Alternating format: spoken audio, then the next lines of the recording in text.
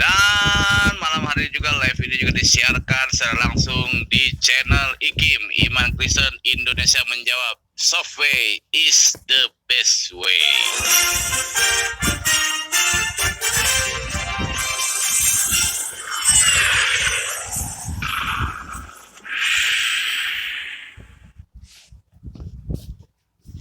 Malam hari ini kita akan bersama-sama kita mengupas tentang tema pada malam hari ini, yaitu adalah tema malam hari ini 10 tahun penjara untuk MKC. Apakah pengacara MKC gagal? Mari kita kupas malam hari ini di acara Sersan Serius Tapi Santai khusus gelar S3. Sebagai bintang tamu spesial ruang ini khusus S3 Serius Santai Santai.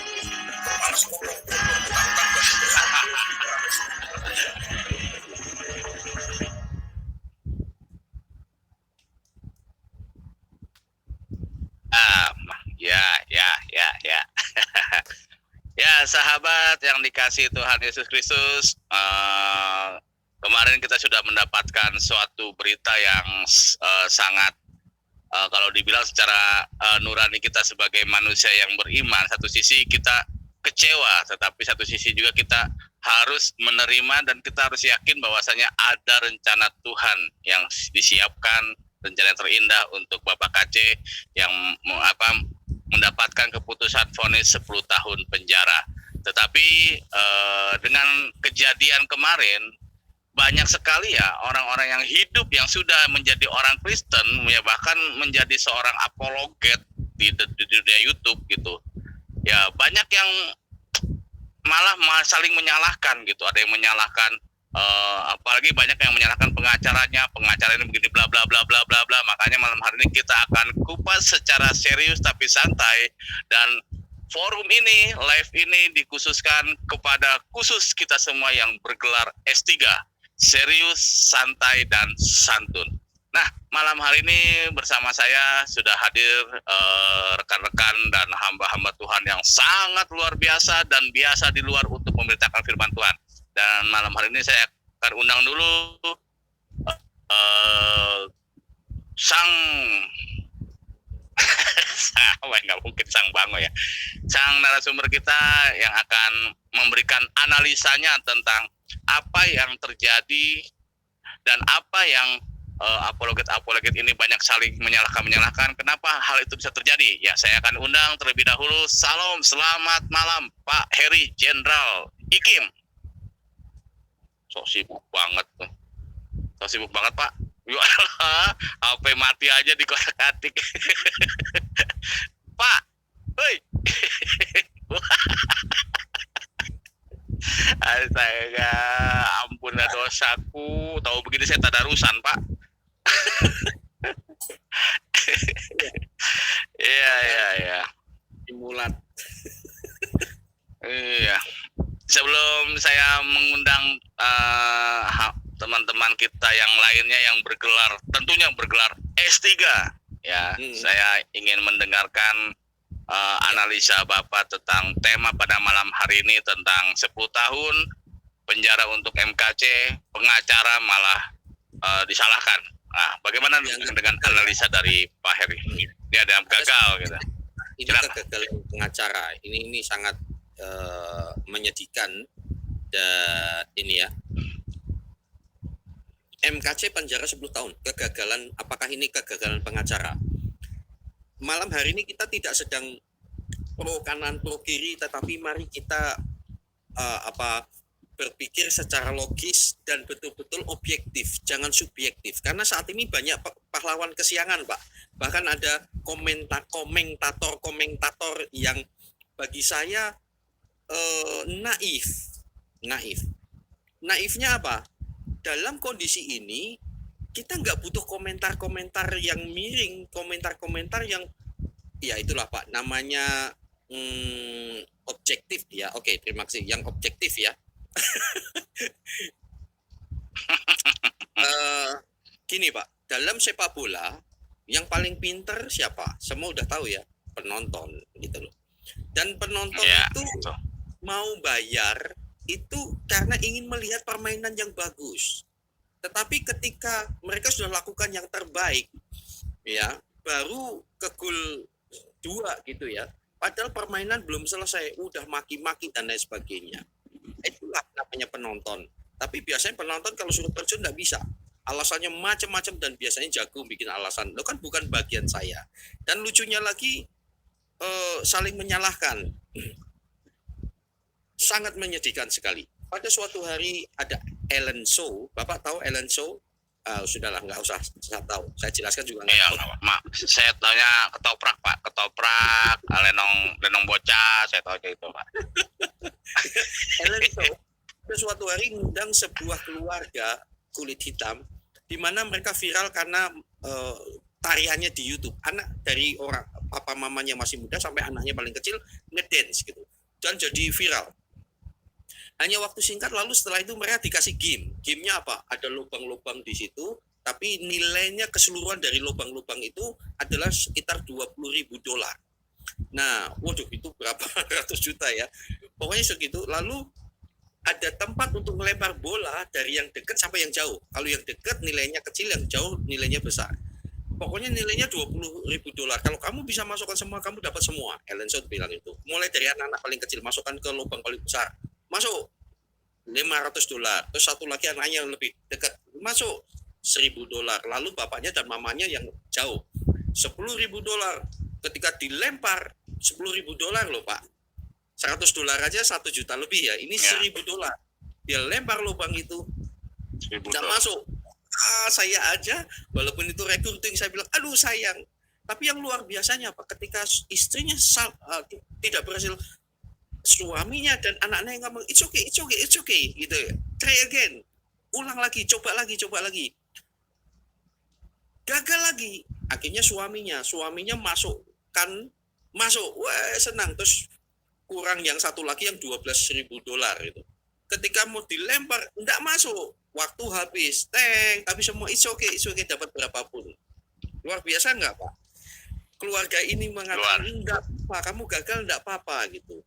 Tapi setelah itu dikira cuma dapat sekitar $700 lah kurang lebih. Padahal nilainya $20.000. Sayang ya. Ellen Show mengatakan it's okay lah. Ini sebetulnya hadiahnya untuk kalian semua. Mereka dapat $20.000. Wah, mereka sampai nangis-nangis. Luar biasa ya saudara. Intinya apa? Inilah keluarga yang benar saudara. Ada yang tidak kena, tetapi mereka memberikan motivasi. Dan ternyata sang pemilik permainan ini ternyata itu hanya ngomong, pokoknya kamu mesti berusaha. Endingnya ternyata dikasihkan semua hadiah itu. Nah, saat ini masalah MKC itu adalah sebuah drama yang belum selesai, baru mulai. Nah, itu saya dan rekan saya dari Singapura pernah membahas, waduh Pak ini belum apa-apa udah ribut dan saling diserang dan seterusnya. Itu yang sangat-sangat disayangkan ya. Dan kami sudah memprediksikan sebelumnya, ini drama MKC ini endingnya tuh bukan pada keputusan sidang. Dan sebetulnya mesti jujur saudara, siapapun lawyernya, siapapun saksinya, saksi ahli atau enggak ahli atau yang tidak dianggap ahli, kita udah tahu kok keputusannya apa ya.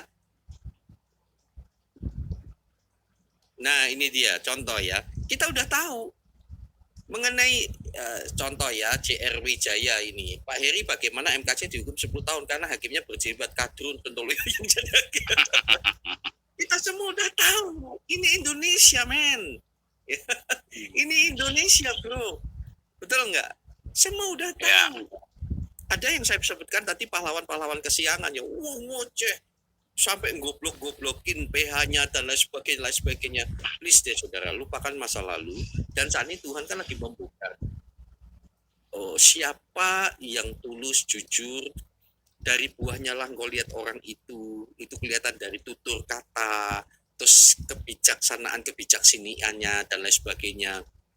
Saya dan Pak MVP itu tahu betul perjuangan mereka, ya Pak. Ya, kita tahu betul perjuangannya sampai di ruang yang sempit panas ruang tunggu itu Ibu Watma dan anaknya dan siapa beberapa orang, ada yang berjilbab saya nggak tahu, mereka bawain kopi, bawain termos, apa untuk pengiritan dan lain sebagainya. Bukan hanya pengiritan ya, artinya pengiritan waktu dan lain sebagainya gitu loh. Karena keluar kan susah. Kami lihat sendiri bagaimana mereka laku luar biasa. Jadi seperti itu. Nah, saat ini kembali lagi, salah siapa? Salahnya kita itu karena kita di Indonesia dan kita ini Kristen, itu salahnya itu. Ya, jadi kadang-kadang saya malah temukan gini Pak. Saya temukan gini Pak MVV. Yang berceloteh yang nggak tahu lapangan itu, satu, dia malah orang-orang yang nggak kontribusi sama sekali. Ya, penonton. Lalu yang kedua, mereka ingin nonton sinetron yang sesuai seleranya mereka, itu masalahnya. Nah, saat ini saudara, tapi ada satu hal yang luar biasa. Saya mau bahas dulu tentang ada yang menyerang. Saya tidak membela diri ya saudara. Di dalam nama Tuhan Yesus saya tidak bersumpah. Saya tidak membela diri dan saya tidak membela MVP Raja Wali. Saya bela juga tidak ada gunanya. Wah, apa ya? Menyalahkan saksi ahli ini diragukan dan lain sebagainya begitu ya. Dan lain sebagainya. Terus bahkan banyak yang mengatakan, wah seandainya Pak Bambang, wah seandainya Ibu Rita, wah seandainya si ini. Saudara, saya beritahu semua, kecuali Bu Rita saya tidak tahu karena ada yang usul ya. Tapi kalau Pak Bambang saya tahu bahwa itu tidak bersedia, dan saya mengatakan jangan dihujat. Masing-masing orang itu punya alasan masing-masing, waktu dan lain sebagainya, gitu ya. Bahkan kasihan lawyernya itu dalam waktu kurang 3 hari kalau nggak salah ya Pak MVP, itu dari 20 ada batalin semua. Ada yang takut, jelas-jelas ada yang takut, ada yang harusnya yang keluar luar biasa sudah oke, ngomong pelayanan di sana, pelayanan di sini, tapi luar biasa Pak MVP ini ya, sampai tempat pekerjaannya itu menunda loh demi beliau untuk mau di sana. Jadi seperti itu. Nah, kalau memang kami sendiri datang, saya ngomong, Pak, bisa nggak jangan disebut saksi ahli karena itu terlalu berat. Oh enggak Pak, memang begitu. Nah, jadi intinya saudara, bagi kami sendiri ini loh saudara, lihatlah. Kami punya prinsip ini. Apabila kamu telah melakukan segala sesuatu ditugaskan kepadamu, hendaklah kamu berkata, kami adalah hamba-hamba yang tidak berguna. Kami hanya melakukan apa yang harus kami lakukan. Tidak berguna itu artinya merendahkan diri kami supaya kami tidak merasa wah gitu ya. Kami melakukan karena Tuhan. Gitu loh ya. Nah, itu. Kemudian yang menarik lagi Pak, kemarin itu di mana ya, di WAMM kalau apa, luar biasa ada perdebatan dan ada muslim kadrun itu jelas menghina sekali. Loh, MKC kok sampai 10 tahun, hahaha, kemana Yesus? Gitu. Wah, itu penghinaan. Ini muslim, saudara. Nah, yang menyedihkan lagi bukannya muslim, banyak juga Kristen-Kristen itu yang isinya cuma menghujat toh. Itu yang sangat yang sangat menyedihkan sekali, yang Kristen ya, saudara. Nggak mau melihat secara rohani gitu loh. Nah, kalau yang muslim ya maklum lah saudara, otaknya kan beda, nggak ada Roh Kudus, beda sekali. Kemana Yesus? Saya katakan ya Yesus tetap Tuhan. Wah, dihina-hina. Saya beritahu saudara, terutama yang Kristus ya, oke saya pakai nakir ya. Yang Kristus itu saya kasih apa yang terjadi, kasih semua sisi Tuhan. Roma 8 ayat 28. Roma 8 ayat 28. Saya percaya sekali itu. Allah turut bekerja di dalam segala sesuatu untuk mendatangkan kebaikan. Semua yang terjadi atas Pak MKC, jauh-jauh hari Tuhan sudah menyatakannya. Lihatlah saudara. Sorry. Jauh-jauh hari. Salah. Bukan di sini. Saya soalnya pakai 2 ini Pak. Jauh-jauh hari Tuhan itu sudah memberitahu kalau mau ikut Yesus pikul salib gitu loh. Apalagi memberitakan Injil. Sekalipun saya mengakui kalau saya ke sana bukan membela kesalahan teknisnya, bukan. Tapi yang jelas memang ada pemberitaan Injil. Oke saudara. Nah, salahnya Pak MKC itu karena dia Kristen dan dia di Indonesia, gitu loh. Nah, ingat loh, kok bisa dipenjarakan? Kemana Yesus? Loh, Tuhan udah ngasih tahu ngikut Yesus tuh ya seperti itu. Apalagi berani memberitakan kebenaran begitu ya. Cuma di Indonesia kan kebenarannya kan patah, saudara. Kebenaran hukum maksud saya. Nah, ini dia saudara ya. Jauh-jauh hari sudah mengatakan gini Tuhan, saudara ya. Sebelum semuanya itu, kamu akan ditangkap, dianiaya, kamu akan diserahkan ke rumah-rumah ibadat dan penjara, dan kamu akan dihadapkan kepada raja-raja penguasa-penguasa oleh karena namaku. Hal itu menjadi kesempatan bagimu untuk bersaksi. Jadi memang dari dulu Tuhan sudah ngasih tahu ngikut Yesus tuh akan ditolak oleh dunia. Dunia dalam arti dunia penolak Kristus, yaitu para antikristus itu. Oke ya. Jadi seperti itu yang dikatakan. Sebab tetapkanlah hatimu dan lain sebagainya. Dalam perkara ini saudara, jangan kaget. Jangan kaget ya saudara. Bahkan perkembangan Kristen saudara di abad pertama sampai ketiga aniayanya luar biasa. Kemana Yesus? Itulah yang dimaksudkan Tuhan. Kita keluar bagaikan emas dari dapur api. Ibu-ibu telah menerima, Ibrani 11 ayat 35 ya. Ibu-ibu telah menerima kembali orang yang telah mati sebab dibangkitkan, tetapi orang lain. Jadi kala itu orang-orang Kristen sejati itu tidak lari ke luar negeri, Pak. Kala itu orang-orang Kristen itu pasang badan untuk kebenaran. Kalau toh dia lari sambil memberitakan Injil, bukan sambil mencari viral, bukan. Injil itu kabar baik. Bukan dengan cara melemparkan bola api dari gunung, membakar sehingga dia cari aman gitu. Bukan cari aman. Memberitakan Injil boleh, engkau di tempat yang strategis aman, tidak tersentuh hukum. Tetapi kalau sekedar cari aman lalu berani-berani dari tempat yang tidak tersentuh, buat saya sih omong kosong sih, ya. Buat saya. Tetapi kalau itu dari Roh Kudus silahkan. Kalau dari Roh Kudus tidak mungkin dengan makian, tidak mungkin dengan melemparkan bola api yang membakar keseluruhannya lalu tidak ada. Tapi di situ, saudara, yang membiarkan dirinya bisa menerima pembebasan supaya mereka boleh kebangkitan, lalu ada pula yang diejek. Jadi mengikut Yesus itu begini, bukan Yesus yang ada, memang kehendak Tuhan, tapi beda-beda porsi ya. Ada pula yang diejek dan didera, bahkan yang dibelenggu dan dipenjara. Mereka dilempari, digergaji, dibunuh dengan pedang. Mereka mengembara dengan pakaian kulit domba, kulit kambing, sampai menderita kekurangan, kesesakan, dan siksaan. Dunia tidak layak bagi mereka, dan lain sebagainya. Itulah yang terjadi, saudara. Ya. Jadi, tapi jangan lupa, saudara, di mana Yesusnya? Semuanya itu Tuhan kehendaki. Karena apa? Tadi Lukas 21 ayat 13 terutama, itu kesempatan bagimu untuk bersaksi di sini, saudara. Hal itu akan menjadi kesempatan bagimu untuk bersaksi. Apapun juga, saudara, setidak berkualitasnya para saksi kala itu yang dihina ini, tetapi mereka ini orang yang mau pasang badan di antara sekian banyak yang mundur, bahkan mengatakan takut. Ada yang mengatakan, wah mestinya Pak Bambang ya, maaf ya saya nggak ada masalah dengan Pak Bambang dan saya sangat menghormati beliau, nggak datang ya nggak masalah. Bahkan ada yang wah luar biasa begitu ya. Ternyata ketika hari itu ngomong, wah ada pelayanan, gampang sekali, padahal ini urgent sekali untuk Pak KC loh. Dia mengatakan ada pelayanan, kalau saya tak batalin Pak. Serius.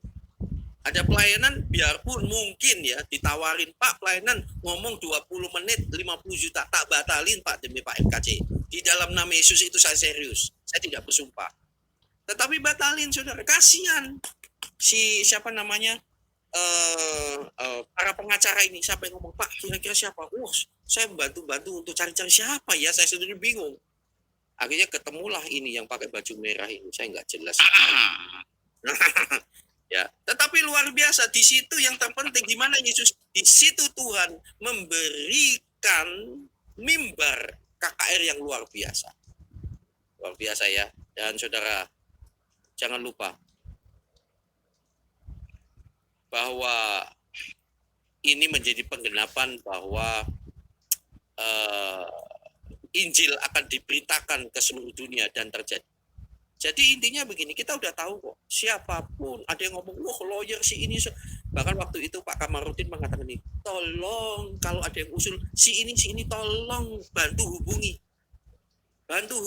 Nah semuanya ngoceh-ngoceh, nggak bantu hubungi, yang dihubungi juga pada membatalin, bahkan ada yang memang nggak sanggup.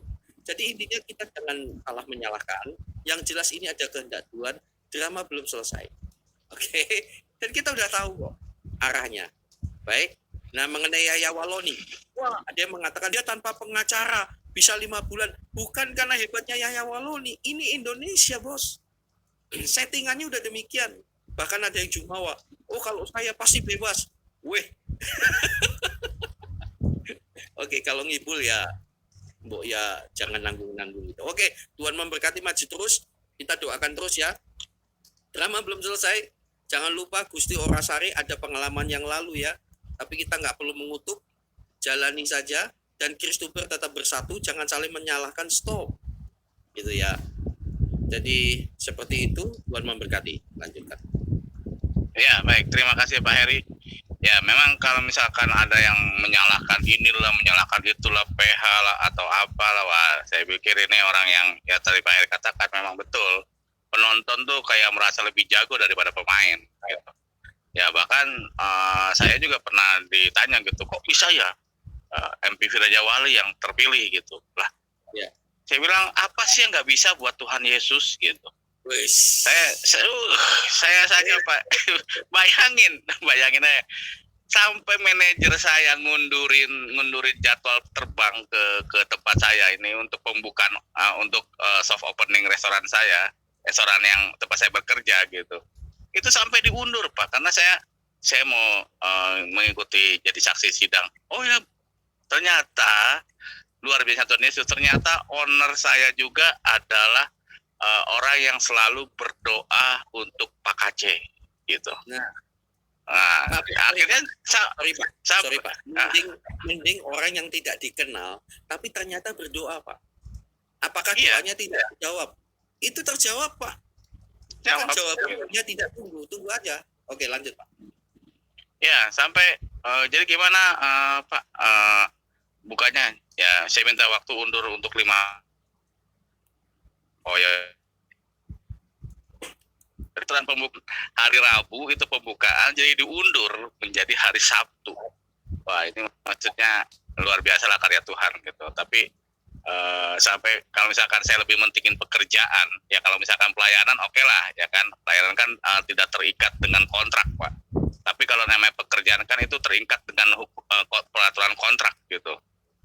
Ya sedangkan di sini ada anak istri saya gitu. Kalau misalkan saya korbankan pekerjaan saya bela-belain MKC, ternyata di luar dugaan saya, owner saya mendukung saya, manajer saya juga mendukung saya, bahkan gembala saya juga, gembala yang di sini ya, itu mendukung saya, dan itulah makanya saya sih terserah lah, suka-suka Tuhan lah. Intinya saya datang untuk menjadi saksi untuk Bapak KC, itu saya lakukan dengan tulus gitu. Saya lakukan dengan tulus. Makanya ya apapun yang terjadi, ya siapa yang mau menyalahkan, ada masalah apapun yang terjadi, tetaplah teh botol sosro minumnya.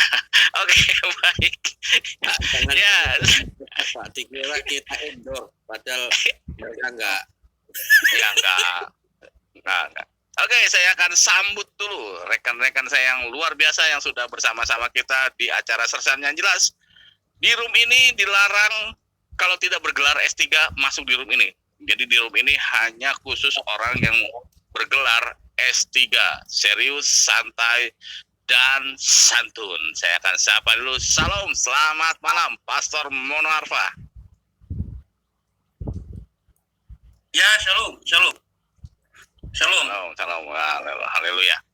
Dan saya akan menyapa dulu, ada yang paling cantik di antara kita berenam. Salam, selamat malam, Ibu Fadila Hafiz. Terpujilah engkau di antara pria.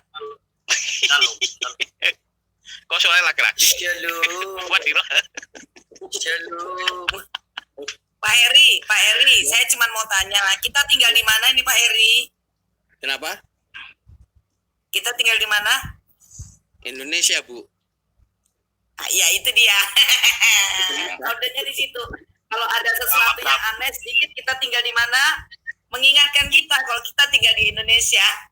Dan minoritas itu Tadi saya mengatakan tertindas. itu tadi ya. Oh, Betul, gitu. betul. Jangan lupa kita nih di Indonesia, salah kita itu karena Kristen dan di Indonesia gitu loh. Ya. Lanjut. Dan saya akan sapa dulu. Salam, selamat malam. Kanuru. Shalom Bang. Kan nggak jelas dah. Ya, dia kalau siang Joko, kalau malam Yeni. Oh, gitu. Saya kira malam Susanto, pagi Susanto, malam Susanti. Ya, iya. Dan saya akan sapa dulu. Salam, Pak, kebenaran sejati. Semoga sejatinya tetap benar. Salam, Pak. Amin. Shalom. Luar biasa ya Ini dia pembahasan sejati, Pak. topik malam hari Iya. ini. Haleluya. Ya, Ya, baik. Kembali, Terima Pak. kasih sudah hadir bersama-sama kita dan kita bergabung di sini di program acara yang sangat fenomenal di tahun 2022 adalah Sersa. Sebagai bintang tamu spesial akan keluar. Ruang ini khusus S3, serius sampai santun. Kepala sekolah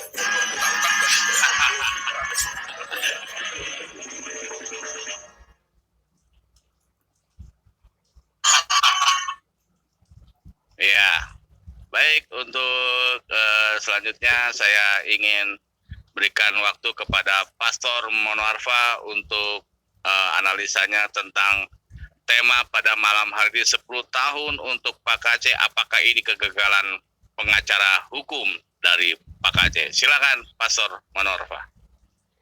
Baik, selamat malam, shalom semuanya. MKC di penjara 10 tahun.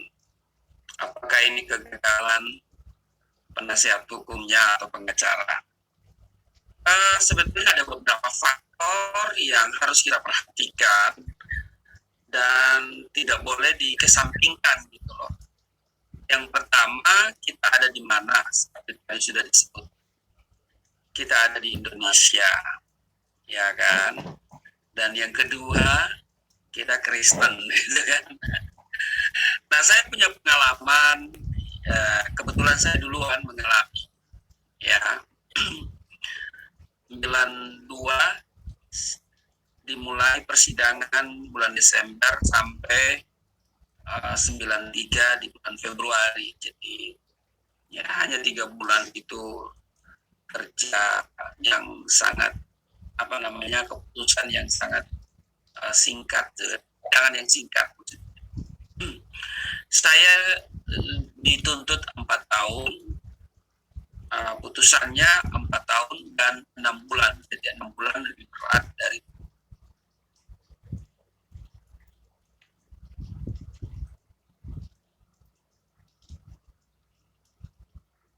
saya melihat ini adalah sebuah kesempatan. Kesempatan apa? Kesempatan untuk memberitakan Injil. Ya, walaupun saya dijerat pasal 156A itu karena kesaksian. Tetapi setelah proses persidangan berlangsung, saya sadar bahwa Allah turut bekerja dalam segala sesuatu mendatangkan. Jadi saya melihat itu sebuah kesempatan untuk memberitakan Injil. Kenapa? Karena setiap kali persidangan itu orang yang hadir sekurang lebih 5.000 pengunjung sidang. Dan 99% itu non-Kristen. Saksi hidup hari ini masih ada dan menjadi pendeta yang sangat fenomenal, ya sangat luar biasa, yaitu PSDB, ya. Waktu 92, 93 beliau hadir dalam persidangan dan dengan emosional agama lamanya, ya bahkan berdesak-desakan di antara ribuan orang, ya. Tetapi tahun 95 Tuhan menangnya. Nah, saya waktu dituntut 4 tahun ya oleh jaksa penuntut umum, sebelum putusan tentu diberikan kesempatan untuk membacakan pidato pembelaan. Pidato pembelaan ada 2 bagian. Yang pertama dari penasihat hukum saya, dan mereka bekerja mencurahkan seluruh kemampuan hukumnya. Dan yang kedua dari pihak saya, yaitu kemampuan psikologi. Nah, dari pihak saya menyusun pidato pembelaan itu dengan tema yang sangat sentral, Yesus Tuhan dan Juru Selamat. Di luar Yesus tidak ada jaminan keselamatan. Di akhir pidato saya menyatakan sikap saya, putus tali tempat bergantung, hancur bumi tempat berpijak, keputusanku satu, mengikuti Yesus untuk selama-lamanya. Nah, putusannya menjadi 4 tahun dan 6 bulan. Saudara yang mungkin belum menyaksikan cuplikan pidato itu, ada di YouTube saya di Galilea Network, ya, cuplikan pidato pembelaan. Nah, saya melihat Pak Kace waktu membacakan pidato pembelaan itu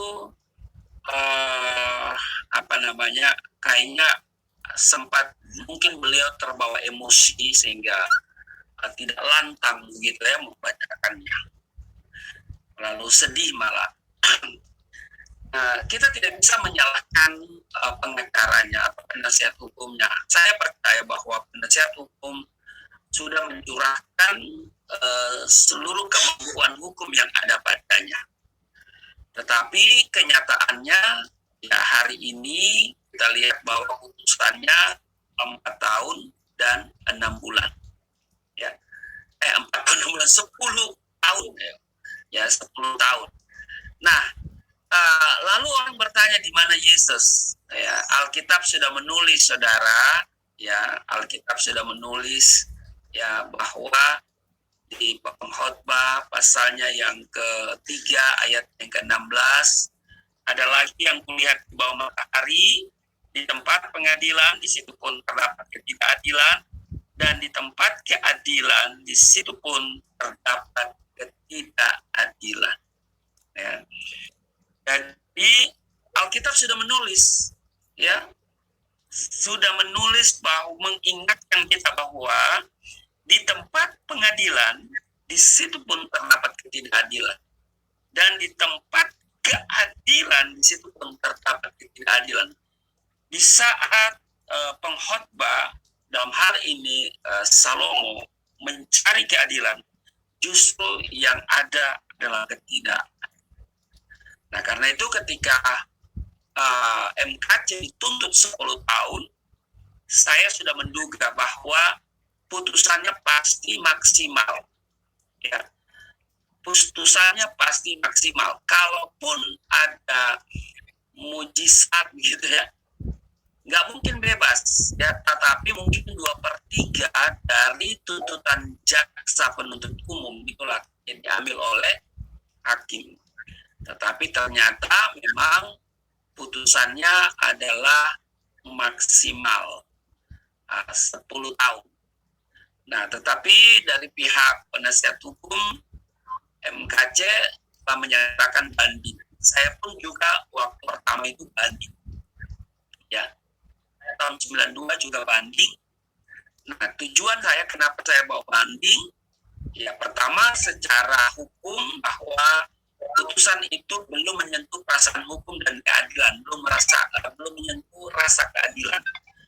Tetapi yang paling pokok adalah saya punya kesempatan untuk menyaksikan, ya, saya punya kesempatan untuk memberitakan Injil bahwa memori banding disusun dengan tema yang sama, yaitu Yesus Tuhan dan Juru Selamat. Di luar Yesus tidak ada jaminan keselamatan.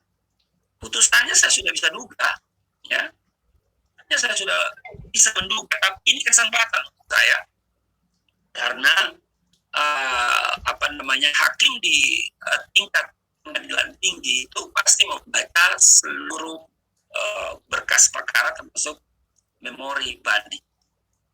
Nah, putusannya adalah menguatkan putusan PN, ya, artinya tetap 4 tahun dan 6 bulan, ya, dan masih ada jalur lagi untuk mencari keadilan, gitu ya.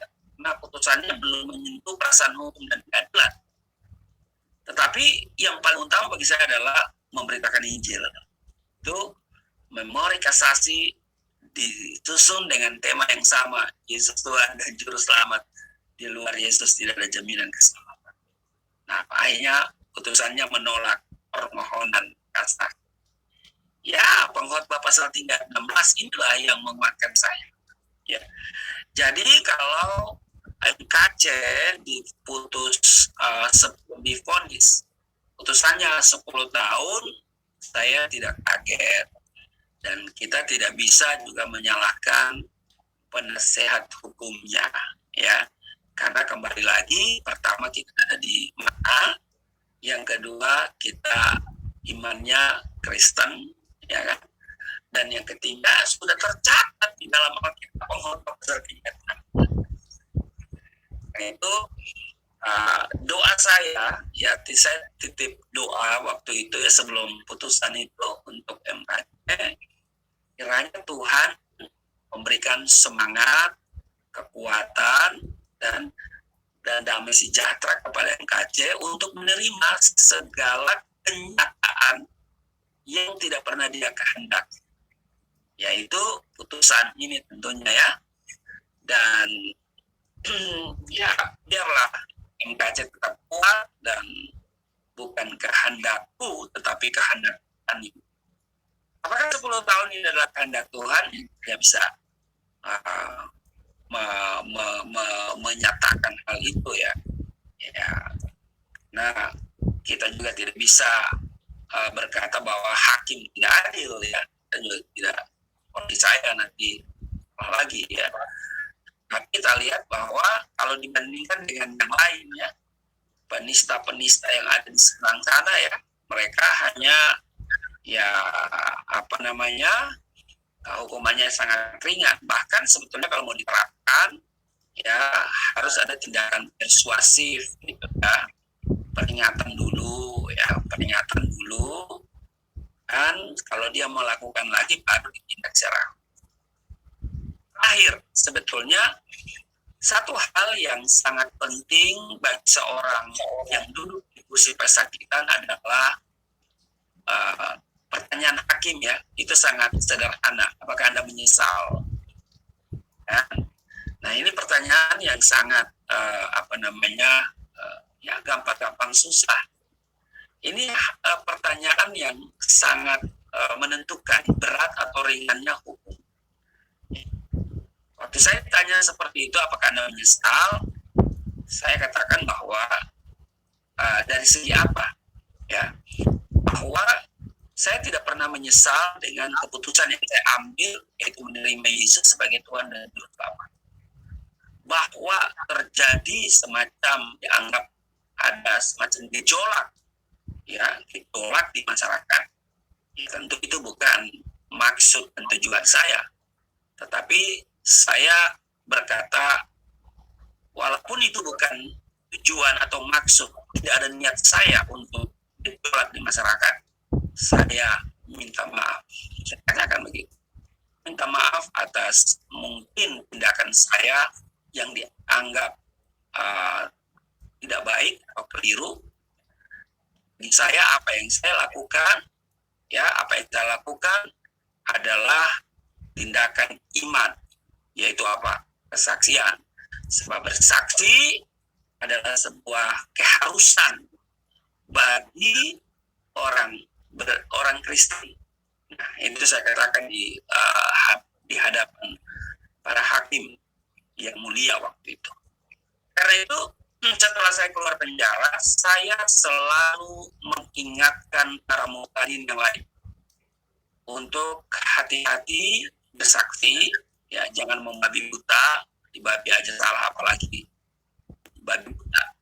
Ya, mari kita perhatikan rambu-rambu hukumnya, rambu-rambu supaya kita tidak nabrak rambu-rambu hukum, Ya kalau kita udah terjerat dengan pasal, ya segala kebenaran kita akan jadi lain ketika kita ada di kursi. Nah itu selalu yang saya himbau.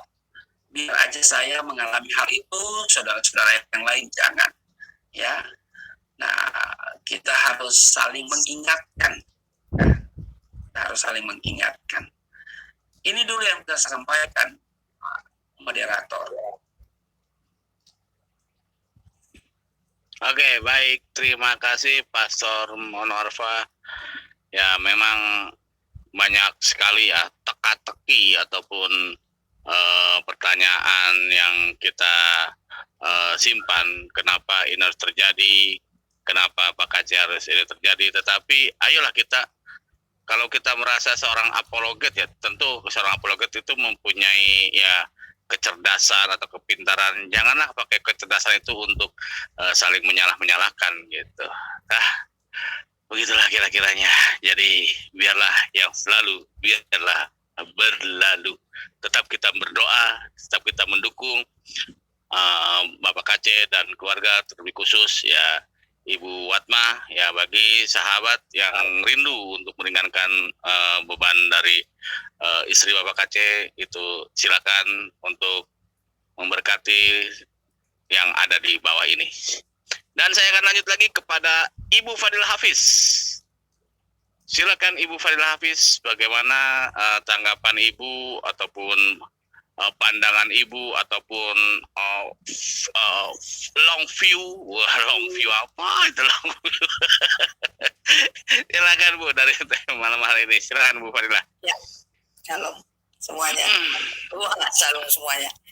Ya, seperti saya bilang Shalom. tadi, kita tinggal di mana? Kita ini lagi di mana sih? Gitu kan? Ya, harusnya kita tahulah ya apa yang sebenarnya terjadi gitu ya. Kita sadar diri lah gitu ya. Cuman buat saya jeleknya kita ini, jujur aja ya, saya mohon maaf ya, jeleknya kita ini saling menyalahkan satu sama lain. Yang satu menyalahkan, oh pengacaranya tidak berbuat. Hello, lah lu berbuat apa untuk Pak Kace? Ya. Bu, ulang lagi Bu. Hello, lu sudah berbuat apa untuk Pak Kace? Pret. Nah, makanya jangan mendengarkan satu pihak saja. Pihak itu nggak langsung terjun di tempat di mana sidang Pak Kace. Pak Heri, Pak MVP kan ngelihat sendiri gimana pengacaranya luar biasa mendampingi Pak Kace, berpikir keras bagaimana ini. Dikira gampang, dikira enak. Sampai kurang tidur Bu, mereka sampai kurang tidur mereka Bu. Lah luar biasa, dari Jakarta ke Ciamis gak main-main lo perjalanan. Dikira naik helikopter.